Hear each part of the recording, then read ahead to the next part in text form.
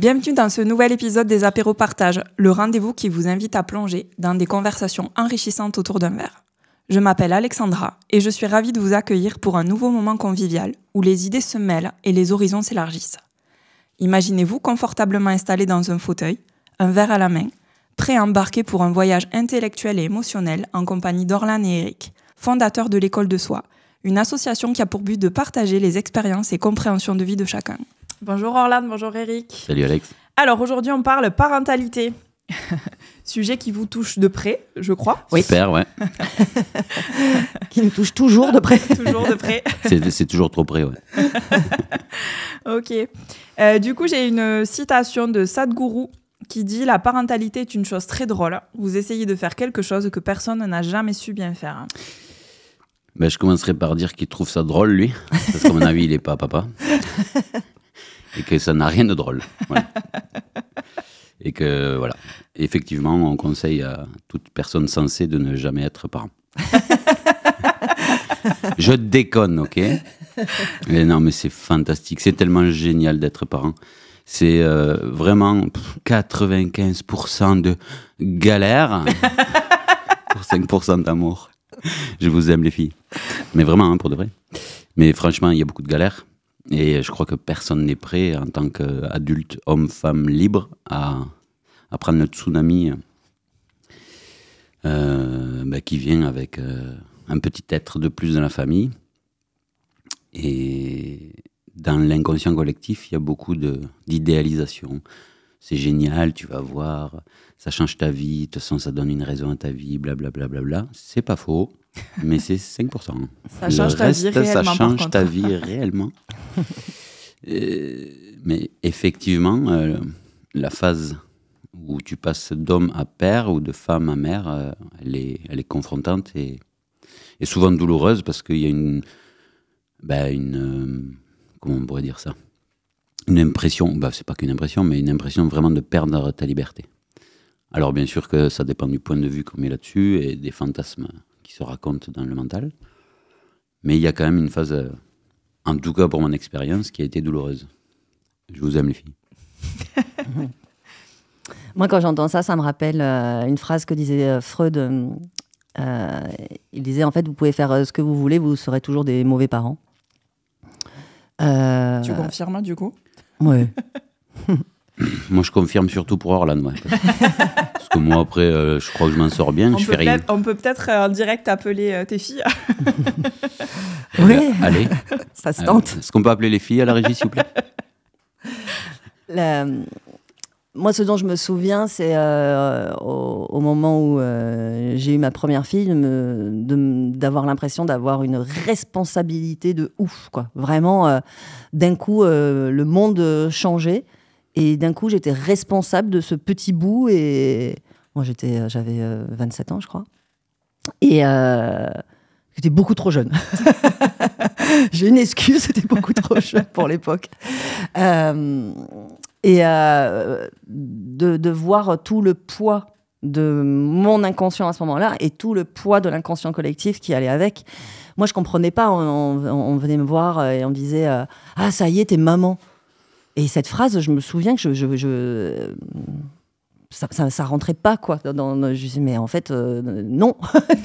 Ce qui va faire que je suis maman, c'est mon expérience en tant que maman. C'est un peu l'exemple de ça y est, je suis psy ou je suis architecte parce que j'ai mon diplôme. En fait, c'est pas parce que tu as ton diplôme que tu es architecte. Tu as un diplôme d'architecte, mais ce qui va faire que tu vas être un bon architecte ou un architecte, c'est quand tu vas construire des maisons. Donc, en fait, encore aujourd'hui, j'apprends à être maman parce que je suis maman avec des enfants aujourd'hui qui ont... je sais pas, 20 ans, c'est pas la même maman de celle que quand elles avaient 15 ans. C'est pas les mêmes mamans, voilà. Donc à chaque fois, c'est une nouvelle maman. Et en face, en plus, c'est un nouvel enfant qui devient adulte. Donc en fait, voilà, il y a vraiment... en tout cas, c'est vraiment un endroit où ça a senti le poids de l'inconscient, le mien et l'inconscient collectif. Et avec toutes les peurs qui allaient avec, peur de ressembler à la mère que je ne voulais pas être, donc boum, hein, une lutte. Peur de faire comme ma mère, Donc, rebelote. Et en fait, voilà, c'est tout ça qui se mélange. Donc, ouais, c'est un endroit. En fait, c'est toujours pareil. C'est toujours pour moi un équilibre parfait entre cette puissance d'amour et en même temps cette peur de bien faire, de mal faire. Donc, ça va ensemble. Ça s'équilibre? Ouais, à peu près. Pas tout le temps. Pas tout le temps. En tout cas, c'est puissant. Quels sont les principaux défis que les parents peuvent rencontrer? Ouh là là là là là là là là. Une infinité. Les principaux défis. Alors, les principaux, je sais pas, tu peux en dire 3. S'il y en a 1000, tu peux en dire 3. Je crois que le premier, c'est le défi de dépasser la peur d'être un mauvais parent. Qui revient à dépasser l'idée de la responsabilité de leur vie, en fait. Parce que là, effectivement, il y a un gros fantasme, c'est que... Mais c'est un fantasme qui se raconte automatiquement chez tout le monde. On est responsable de la suite de leur vie, de la quantité de bonheur qu'ils vont pouvoir traverser. C'est totalement faux.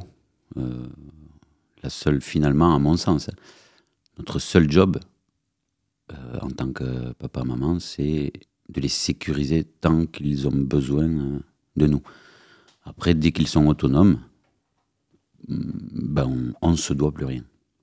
Alors autonome, je ne dis pas autonome totalement, c'est-à-dire, ça y est, j'ai 30 ans et j'ai plus besoin de toi. C'est, tu peux manger, tu peux aller demander de l'aide, donc tu sais marcher, tu sais parler, tu sais manger tout seul. Ça y est, ils sont autonomes. C'est-à-dire que, à mon sens, dès que l'enfant a 7, 8, 9 ans, ok, il est autonome, on ne lui doit plus rien.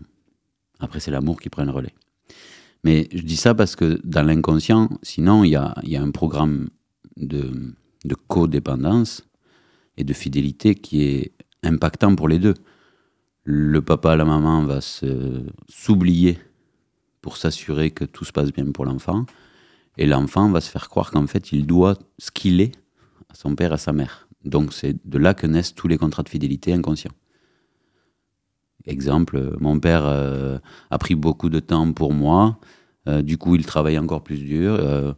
Il avait tel niveau social, tel niveau de rentrée d'argent. Ok, mais j'ai pas le choix. Je dois au moins l'égaler, surtout pas le dépasser. Voilà, ce style de programme inconscient qui font que finalement, l'enfant n'est pas du tout libre. Alors que l'intention de base, c'était de les rendre le plus libres possible. Et avec une quantité de joie maximale. Ou d'expérience positive maximale, alors que ça aussi, c'est un fantasme, puisque la vie est duel. Elle est des fois cool, elle est des fois terriblement douloureuse. Et on peut faire tout ce qu'on veut, se débattre, se plier en quatre. Nos enfants vivront ce qu'ils ont à vivre. Et puis, il n'y a pas de vie idéale comme Walt Disney nous le montre, ou comme les dessins animés le racontent aux enfants. C'est faux, en fait. On leur fait une farce dégueulasse parce qu'en fait, à chaque fois qu'ils souffrent, ils se disent qu'ils ont loupé un truc. Alors que non, la vie est souffrante, la vie est merveilleuse, mais c'est un ping-pong permanent. Et de croire que si je fais tout bien, ça va bien se passer, en tant que parent et en tant qu'enfant, c'est un poison, quoi. C'était une punchline, tu peux rebondir dessus.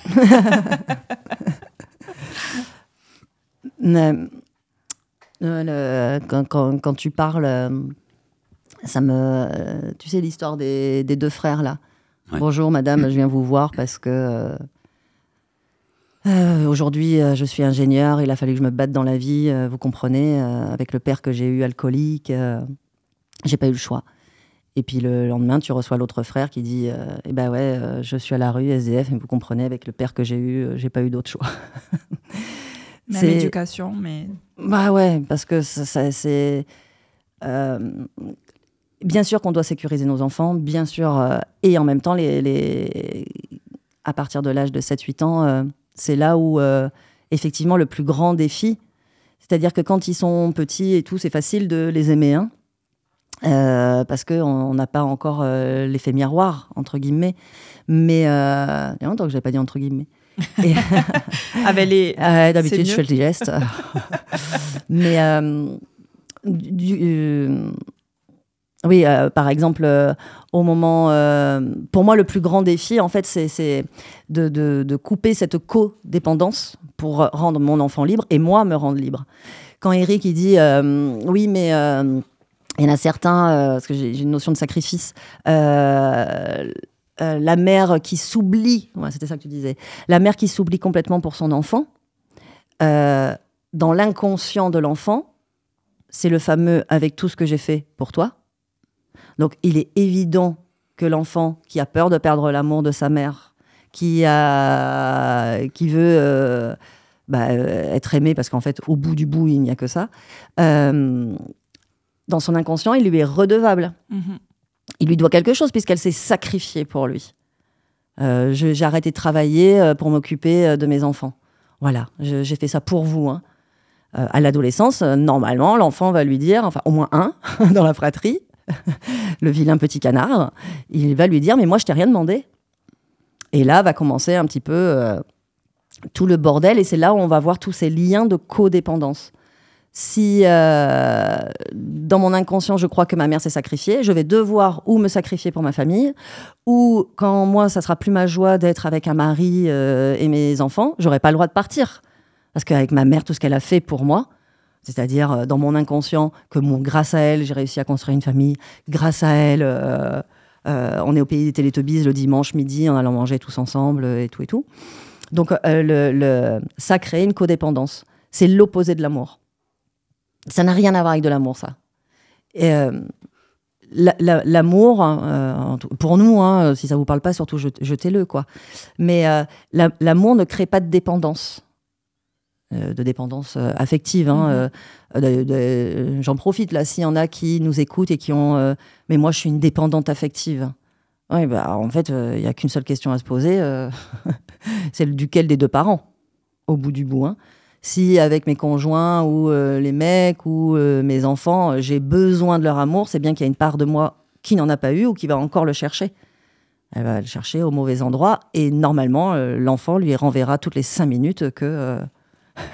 Il l'aime pas. Qu'il l'aime pas. Et c'est ce qu'on voit beaucoup à l'adolescence. Puisque l'adolescence permet de montrer que j'ai un programme inconscient et de pouvoir m'en détacher. Je m'évade un peu, mais... Ouais, non, mais c'est parfait. Ça a été clair, à peu près. Ouais. Okay. En gros, on peut dire que je m'oublie pour mon fils, j'apprends à mon fils à s'oublier. C'est ça.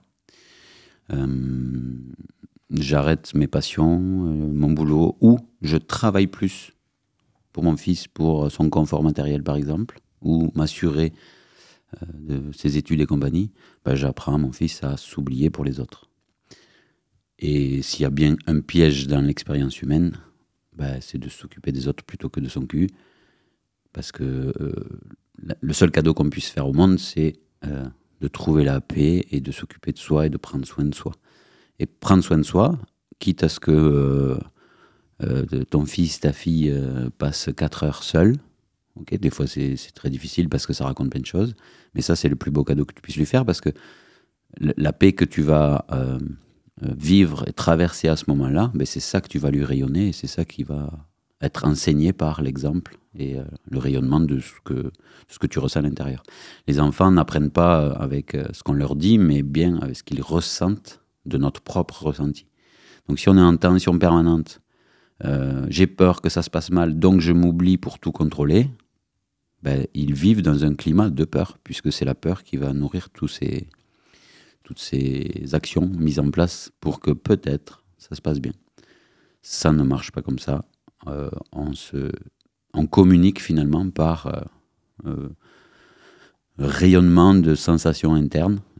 Quand on est bien, nos enfants sont bien, point. Et si on est mal à l'intérieur et qu'on leur dit « mais tout va bien, t'inquiète pas », ça sert à rien.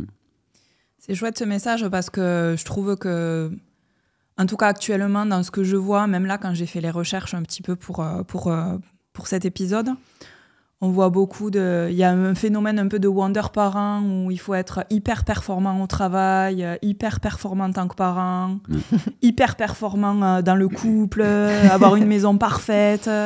C'est ça. Et je trouve que ça met une pression. Bah c'est surtout qu'en plus, ça marche pas. Ouais. C'est impossible. C'est-à-dire que tu deviens dans Walt Disney, tu vois, le parent parfait, avec la maison, avec la voiture, avec le chien, hein, avec les balades du dimanche après-midi. Mais c'est vide, en fait. Très souvent, c'est vide de sens. Parce que si tu as fait ça, parce que ça racontait que, du coup, ça y est, t'es dans la vraie parentalité, quoi. T'as sécurisé l'envoyé, t'as sécurisé la maison. Il y a quelque chose à l'intérieur de toi qui pousse tout le temps. C'est-à-dire que c'est jamais assez.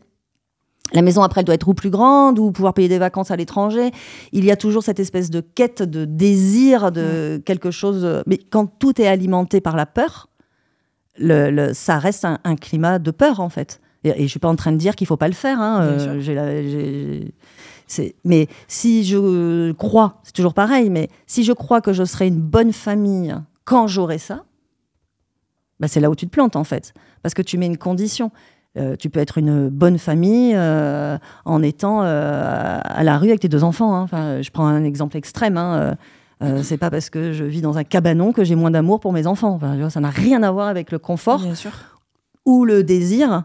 Et très souvent, une fois que tu as cette quête, hein, bah, après, ça le montre très bien, mais où en fait, les femmes ont un réveil, entre guillemets, vers 36 ans et les hommes vers 40. C'est-à-dire que j'ai tout accompli pour sécuriser, pour avoir ma voiture, mon bon travail. Et entre 36 et 40 ans, je vais commencer à chercher une reconversion parce que je vois bien que je ne suis plus nourrie. Mais dans l'idée, je croyais que j'allais l'être avec tout ça. Ben en fait, non, parce que si au milieu de tout ça, tu t'es oublié à plein d'endroits par peur d'être une mauvaise mère, par peur d'être un mauvais couple, hein, on peut le mettre partout, hein, c'est alimenté par de la peur. La vie, elle te veut libre, elle va te faire rejouer la peur. Tout le temps. J'ai écouté ça sur Internet il n'y a pas longtemps. J'aime bien ce terme-là, il a employé l'effet rebond. C'est vraiment ça. C'est un pansement, en fait, un temps. Mais la vie, elle va faire en sorte qu'elle va s'il faut qu'elle te l'arrache, le pansement, elle l'arrachera. Pour ta liberté. Pour ta liberté, oui. Mais nous, on étiquette souvent pour nous faire chier. Mais c'est toujours pour plus d'amour et plus de liberté. Même si, dans la forme, des fois, c'est très douloureux.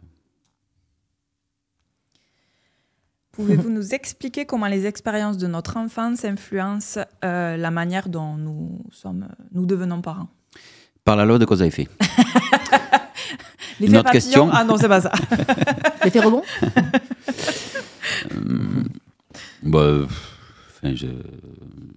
Je sais pas quoi dire là-dessus, mais forcément, on va imaginer que l'humain a besoin de lignes de code pour fonctionner dans le monde. Ça, c'est basé sur la peur d'être rejeté, non aimé, et donc seul. Donc, par peur de ne pas être aimé, on va enregistrer des lignes de code en lien avec le sentiment d'avoir de la valeur, de la reconnaissance, de l'amour. C'est-à-dire, quand j'excelle dans un domaine, je me sens aimé. Quand j'échoue, je me sens moins aimé. Première ligne de code, il faut que j'excelle pour être aimé. Quand je suis en colère, ma mère est OK, mais mon père, lui, il me dit que c'est pas bien, qu'il ne faut pas être en colère, que ça ne résout rien. Ligne de code, pour être aimé des hommes, je dois jamais exprimer ma colère. Okay. Spéciale dédicace à l'inconnu. Voilà, c'est à tous les endroits où on est en relation avec le père, la mère, l'environnement, les éducateurs, les instituts, etc., etc., notre système intérieur va scanner, grâce au ressenti, d'être reconnu, aimé, il va mettre les choses dans des cases. Ça, c'est positif comme ça, quand je fais ça, on m'aime. Ça, c'est négatif, quand je fais ça, on m'aime moins. Et donc ensuite, on va fonctionner comme ça pour aller chercher toujours plus d'amour. Parce que quand on est petit, on fait l'expérience de ne pas être autonome quand même. C'est ça qui fout le bins dans l'expérience humaine. C'est que le bébé humain n'est pas autonome du tout. Donc il est juste de base codépendant. Et le défi, c'est de retrouver son autonomie en amour, en énergie, en tout. Mais donc, vu qu'il est codépendant au début, il enregistre toutes ces lignes de code. Pour être aimé, il faut que je fasse ça. Ça, c'est interdit. Ça, oui. Ça, non, etc. Et par exemple, il arrive le jour où il devient papa. Son système va aller chercher des solutions à toute la problématique qui émerge. Les couches, la posture, qu'est-ce qu'on dit envers les amis, qu'est-ce que je dois présenter comme image de père, est-ce que ça c'est bien, est-ce que ça c'est pas bien. Où va chercher le système ces infos? Dans l'exemple qu'il a vécu de 0 à 7 ans. Tout simplement, c'est automatique. Alors, 95% de l'information, c'est de 0 à 7, et après, il va le mélanger avec ses expériences, peut-être sa sagesse d'adulte, ses ressources d'adulte. Mais à partir du moment où il va être un peu en panique, hop, ça va repartir en dessous de 0,7 ans, et il ne pourra fonctionner que comme il a vu son père fonctionner. Parce que quand on panique, on perd les ressources de l'adulte, on revient à l'essentiel. Notre système dit, ok, quand un bébé hurle depuis 3 jours, qu'est-ce qu'on fait? Il s'est fait secouer et mettre sous la douche froide. C'est un amour de père, le gars, il adore son fils, mais son cerveau bug et il va le foutre sous la douche froide. Il peut culpabiliser toute sa vie de ça, il peut perdre son couple pour ça, mais il n'avait pas le choix. Parce que son système répète ça. Il a juste perdu ses ressources, il a juste paniqué. Donc à tous les parents qui ont vécu ce style d'expérience, juste entendez que vous n'aviez pas le choix. Ça ne veut pas dire que c'est ok, que allez, c'est la fête à la saucisse, on peut continuer. Mais en tout cas, de culpabiliser de ces expériences ne veut pas vous aider et n'aide pas votre enfant, parce que si vous culpabilisez de ça, votre système inconscient dit « je culpabilise parce que je l'ai fait souffrir lui ». Si lui n'existait pas, je ne culpabiliserais pas. Donc il emporte une responsabilité énergétiquement. Donc toute culpabilité est payée par l'ensemble en fait du système familial. Donc pétez un coup, vous n'aviez pas le choix, allez voir votre enfant, dites-lui ce jour-là, en fait c'était pas moi, je te demande pardon, si tu peux c'est bien, si tu peux pas c'est ok, je t'aime, basta, gros câlin.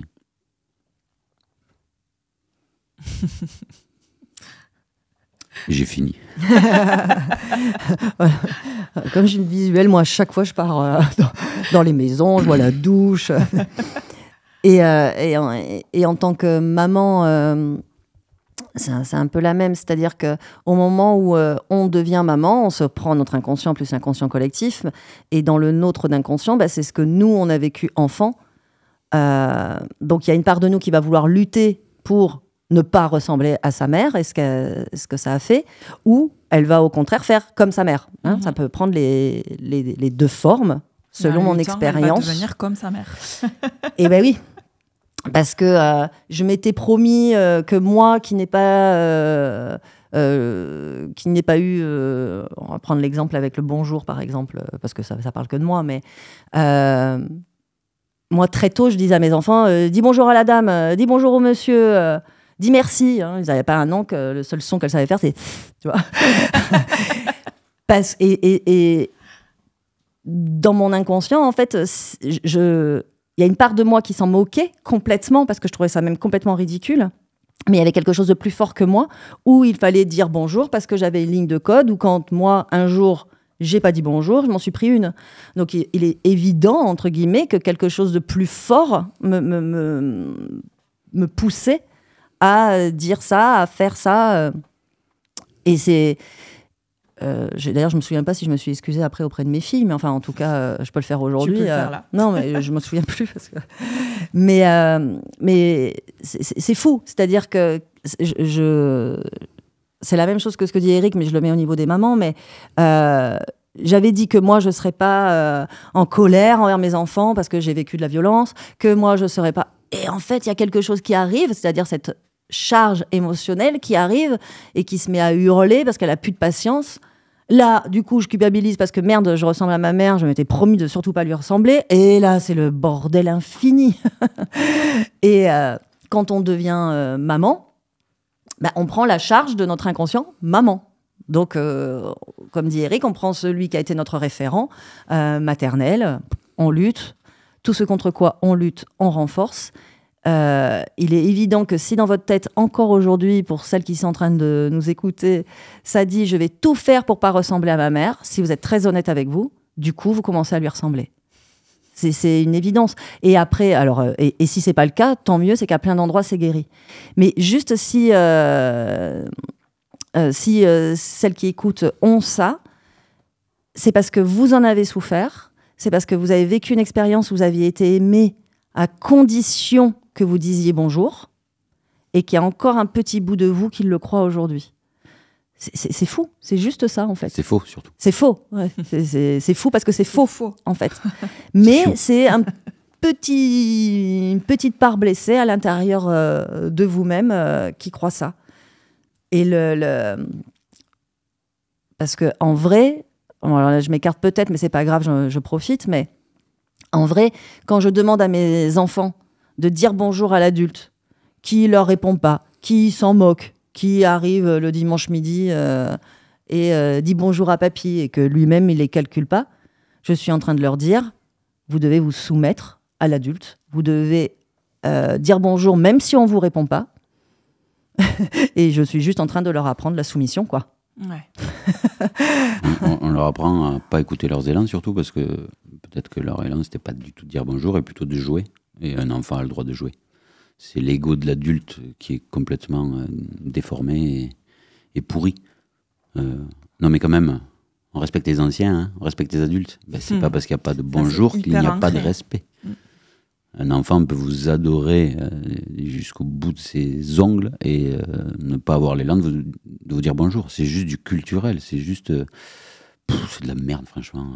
On oblige nos enfants à faire des trucs que juste même nous, on n'a pas envie, quoi. Donc, voilà.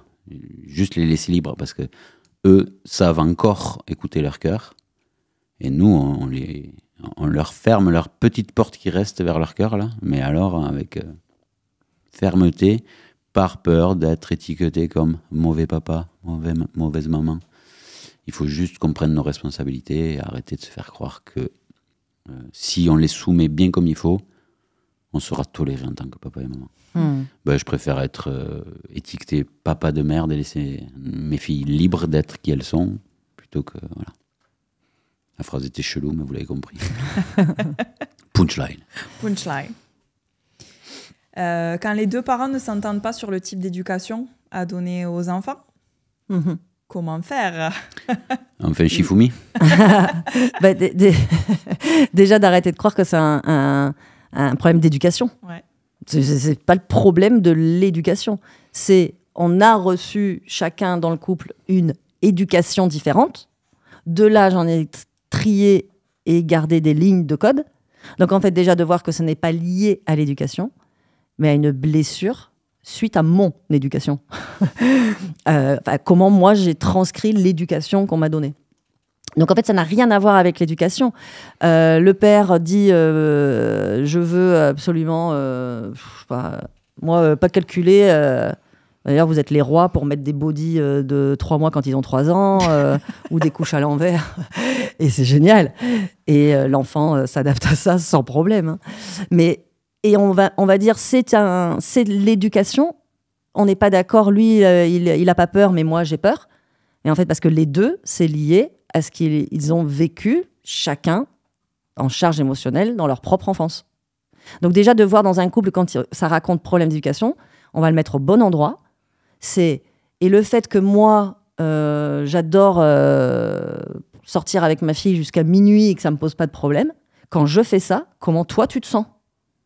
Et là, on redescend non plus dans le concours de lequel des deux a le plus souffert ou lequel des deux a reçu une meilleure éducation que l'autre, mais dans le ressenti, c'est-à-dire, moi, quand je te laisse ma fille 3 heures, j'ai peur. Alors, est-ce que tu peux sortir que 2 heures, tu vois, parce que dans mon éducation, ils doivent se coucher à 20 heures.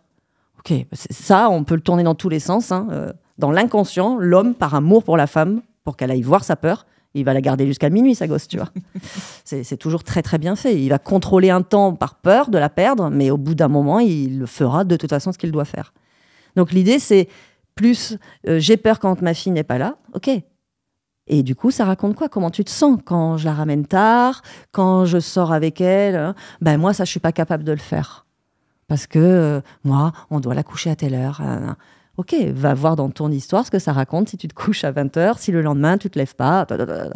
Et du coup, on va faire de l'investigation, mais non pas dans l'éducation, mais de l'investigation dans quand l'autre fait ça, voilà comment je me sens.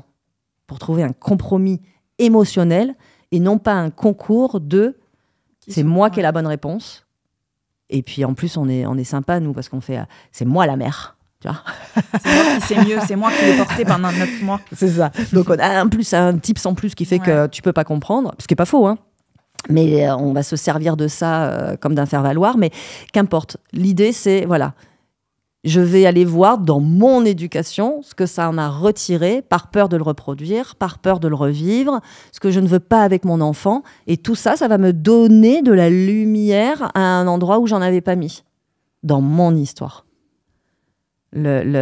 C'est toujours pareil, en fait. Enfin, la vie, elle nous veut libres. D'ailleurs, tout à l'heure, je pensais qu'on devrait faire une vidéo sur l'égoïsme. Parce que souvent, on entend vous prônez l'égoïsme. Il faut qu'on fasse une vidéo là-dessus. C'est pas faux. On ne peut pas en parler. Sur les lignes de code aussi. On en reparlera du coup, parce que oui, du coup, chacun s'occupe de son cul, hein, ce que tu disais tout à l'heure. Bien sûr. Bien sûr. Et c'est ça l'amour pour l'autre. Enfin, on en parlera vraiment à un autre endroit, mais c'est vraiment ça. C'est étiqueté égoïste, judéo-chrétien, etc. Mais ça n'a rien à voir avec de l'égoïsme. Même l'opposé. T'as vu, un dernier truc. Ouais. Non, pendant qu'on parle, je vois Vincent qui est en face, qui fait des grands signes avec... C'est parce qu'il y a un avion qui atterrit. Non, c'est parce qu'il dit c'est bon, c'est fini, mais en fait, il a encore plein de questions. Vous voyez, on doit arrêter à cause de Vincent, c'est le relou. Alors, à cause de Vincent, on est courte, désolé. Non, mais on fera une partie 2, éventuellement, parce qu'il y a encore pas mal de questions possible. Sur... du coup, pour terminer, ou pas, parce que je laisserai peut-être ma femme terminer pour pas avoir de problème. Encore, on dit. Finalement, être parent, ça serait... symboliquement, en fait, c'est... je suis mon fils, ma fille, à 4 mètres derrière... allez, je prends ma fille. Je la suis 4 mètres derrière elle toute sa vie, dans l'idée qu'elle ne me voie pas, pour pas se créer des tensions, des contrats de fidélité et compagnie. Et je n'interviens que si vraiment elle s'est mise en danger absolu de mort. Sinon, toutes les expériences qu'elle fait, je les laisse les faire. Quand c'est douloureux, elle sait qu'elle peut se retourner et venir s'écrouler dans mes bras. Mais le courage d'être parent, c'est finalement, ok, il va toucher un truc brûlant, il va se brûler, quoi. Eh ben, il se brûle, il apprend, il se retourne. Surtout, je ne lui explique pas qu'il a fait une erreur. Surtout, je ne lui trouve pas une solution pour que ça revienne, parce que je l'infantilise toute sa vie sinon. Mais par contre, je suis là, dans l'accueil de ses charges émotionnelles. Je lui ouvre mes bras et elle s'écroule dans mes bras. Et l'expérience est passée et on passe à la suivante. Donc symboliquement, on est dans l'ombre, 4 mètres derrière, dans l'idée que surtout ils ne nous voient pas. On leur demande rien, on ne met pas de condition à l'amour, pas d'injonction, pas de demande particulière. Et ce que je répète souvent dans ma tête pour les filles, c'est qui que tu sois, qui que tu deviennes, quoi que tu fasses, je t'aime et je t'aimerai inconditionnellement, même si mon ego des fois bug et ne montre pas la même chose. Ce que je suis en vérité t'aime inconditionnellement. C'est beau. C'est bien ça pour finir. Ah ouais, c'est fort. Superbe conclusion. J'aime quand on dit que je suis fort. Vas-y, redis. T'es trop fort, Eric. Oh là là, mon Dieu. Et c'est le moment de l'outro. L'outro. L'outro rigolo. On est désolé, on nous l'a mis dans la tête ce matin. Si on pouvait vous la mettre aussi dans la tête d'ailleurs. L'outro. Allez, vas-y, Alex. Donc, merci tous les deux pour ce moment de partage. Merci à tous ceux qui nous suivent sur les différents réseaux sociaux. Si ce n'est pas encore le cas, n'hésitez pas à vous abonner pour ne rien louper des actualités de l'école de soi. Vous pouvez vous procurer le jeu Claire Vision, le livre également, voilà. Le livre d'Eric, et Orlane d'ailleurs, qui a participé aussi au livre. sur le surtout site internet. Le livre d'Orlan arrive. Il se chauffe grave. Vous pouvez retrouver tout ça, toutes les infos sur les prochains stages, prochaines rencontres sur le site www.écoledesoi.com. Les apéros partage sont disponibles sur Spotify et YouTube. Et à très bientôt pour une partie 2 sur la parentalité. Merci Alex.